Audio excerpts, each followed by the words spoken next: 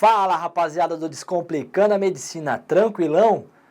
Nós vamos descomplicar hoje o que é a hipertensão arterial sistêmica. Vamos falar quais são as consequências, os sintomas, as complicações, os diagnósticos e tudo aquilo que você precisa saber, ok? Antes da gente começar, dá uma clicada aqui, me ajuda a se inscrever no canal para você ficar ligado e informado de todos os vídeos que saírem logo de cara, ser o primeiro a ver, ok? Vamos começar então? Roda a vinheta!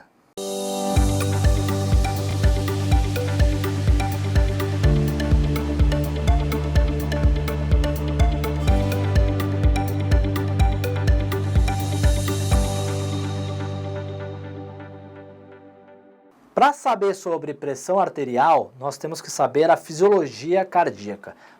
Quais são os caminhos do sangue? Acompanhe aqui comigo na imagem. O sangue que chega de toda a parte inferior do corpo, venoso, ou seja, pobre em oxigênio, se mistura com todo o sangue da parte superior do corpo pela cava superior, junto com a cava inferior, no átrio direito. Do átrio direito, ele passa para o ventrículo direito, artéria pulmonar, vai para o pulmão, se oxigena, volta pelas veias pulmonares no átrio esquerdo, ventrículo esquerdo e assim é ejetado para a aorta. O que é a sístole e o que é a diástole? A sístole nada mais é do que a contração dos ventrículos empurrando o sangue para o pulmão e para a aorta, a artéria aorta e consequentemente para o corpo.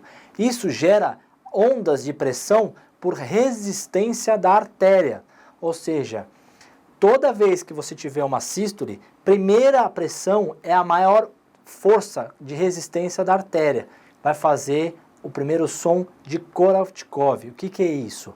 São sons emitidos pela essa distensão e a resistência da artéria decorrente de uma sístole e o cessamento dessa distensão numa decorrência de uma diástole.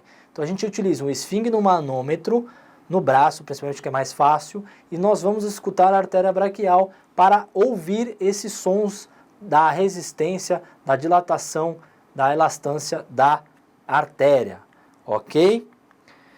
Os sons de Korotchkov, tá? Ele vai emitir, então, indiretamente, essa resistência da artéria. A primeira, escuta, o primeiro som é a sistólica, porque é a mais forte, porque você obstruiu a artéria. A hora que você solta, o fluxo está represado, ele vai com maior força. Depois, a hora que acaba, a gente vê a parte da diástole, porque não tem tanta força para dilatar a artéria. E aí o som é mais baixo. Repare nesse vídeo que aparece na imagem, quais são a oscilação dos sons de Korotchkov que é visível.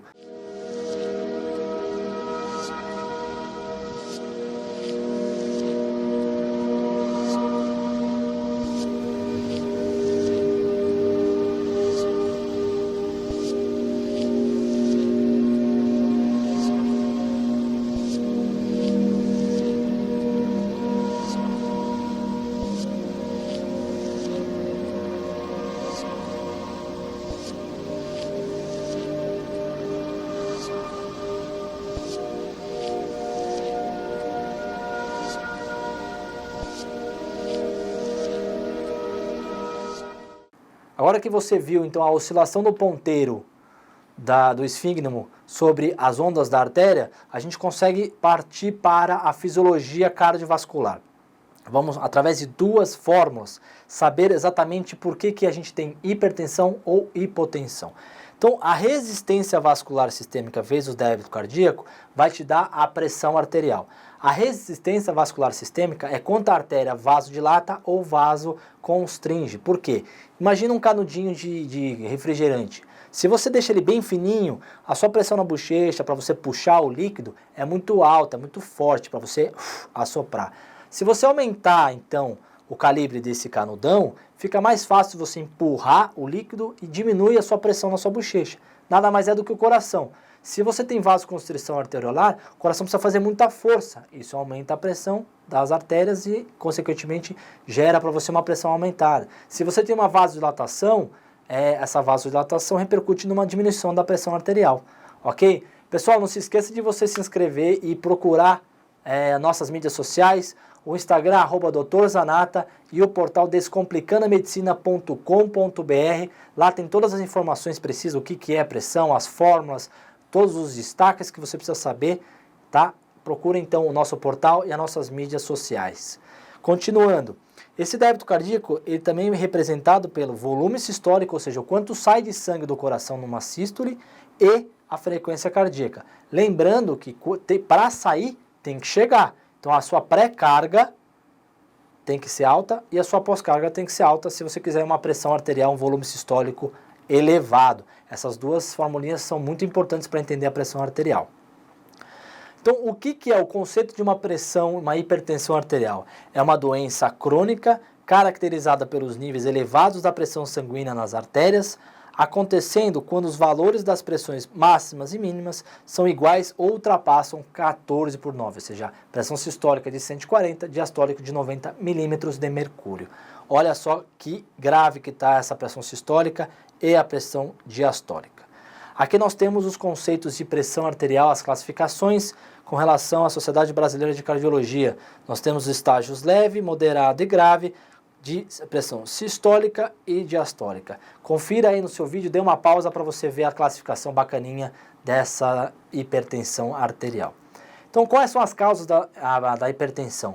Nós temos as causas primárias e as adquiridas. Nada mais é do que as primárias, fatores hereditários, familiares de hipertensão arterial, doenças cardiovasculares, alterações anatômicas, por exemplo, coartação de aorta, estenose de artéria renal, ou seja, alterações renais, hepáticas, cardíacas de artéria para aumentar o fluxo e assim, consequentemente, repercute na pressão. Distúrbios metabólicos, ou seja, distúrbios que têm retenção de líquido, aumenta o volume sistólico, que eu falei para vocês, interfere tudo na pressão arterial. Se tem dúvida, volta lá e vê a relação entre a pressão arterial, débito cardíaco e o volume sistólico. E adquirida nada mais é do que aquela qualidade de vida, o estilo de vida, obesidade, aumento de ingestão de sódio na alimentação, tabagismo, estresse, etilismo, isso tudo interfere na liberação de catecolaminas, sistema nervoso autônomo simpático, ok? Quais são os sintomas de uma hipertensão arterial? A hipertensão arterial ela é silenciosa, ela não manifesta sintomas, só quando ela está em crise hipertensiva, seja altíssima, levando a desmaios, tonturas, palpitações, arritmia, podendo levar até uma parada cardíaca e um infarto do miocárdio, ok? Porque a artéria se constringe tanto que para de levar sangue para onde deve.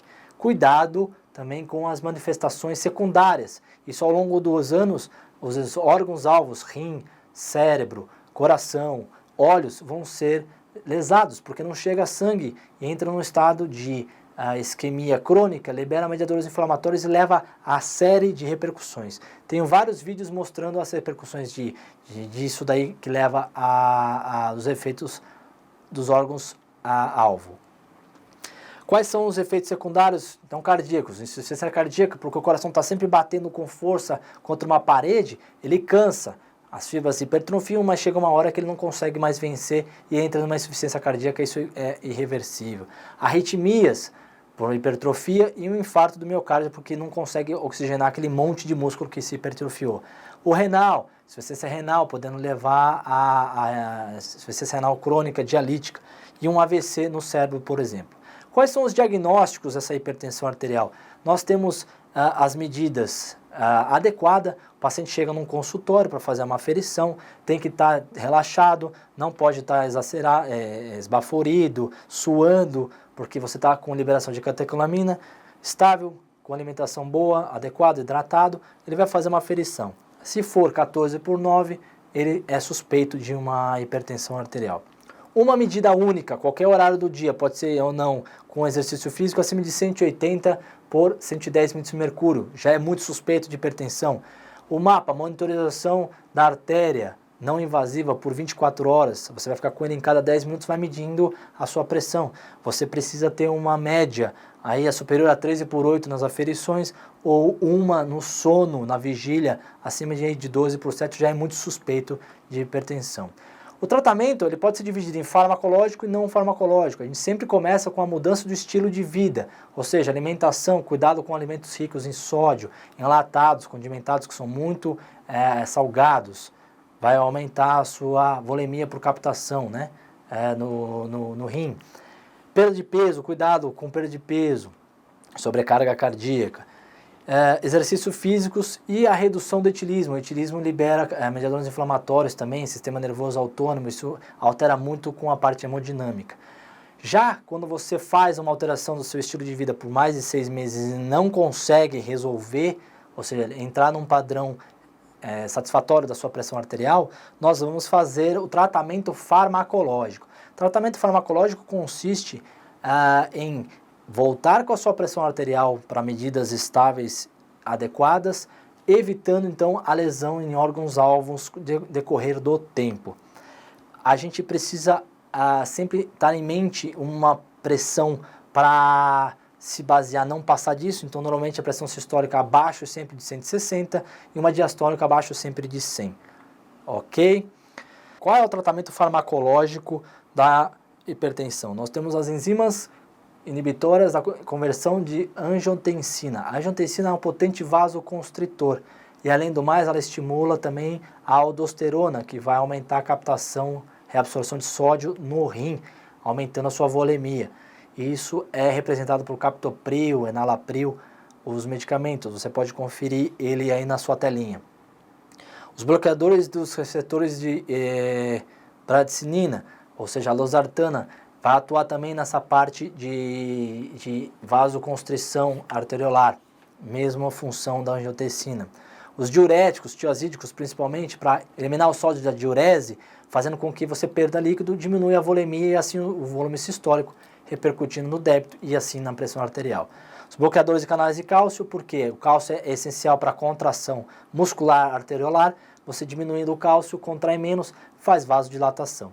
Os beta-bloqueadores vão atuar na força contrátil do coração, na força de contração e na frequência cardíaca. Menor frequência cardíaca repercute menor débito, menor pressão arterial. Classe 1, pressões estáveis, leves, hipertensão leve, a moderada, uma classe. A gente sempre tenta introduzir o hidroclorotiazida, que é o tiazídico, é um diurético. Se for uma classe mais moderada ou grave, sempre 2 ou mais classes associadas a diurético. Então, o inibidor de ECA, ou inibidor de bradicinina, ou um bloqueador de cálcio, ou então o beta-bloqueador. Pessoal, muito bacana poder ajudar a você entender um pouquinho mais sobre a hipertensão arterial e introduzir esse tema. Ele é muito importante porque é prevalente no mundo altamente doenças que levam a efeitos cardiovasculares, então dá uma grande impacto na sociedade. Se você quiser saber mais, entre lá no nosso portal descomplicandamedicina.com.br, acesse nossas mídias sociais, no Instagram Dr. Zanata, fique por dentro sobre as notícias da medicina em tempo real, ok? Muito obrigado, nós vemos no próximo vídeo. Até logo!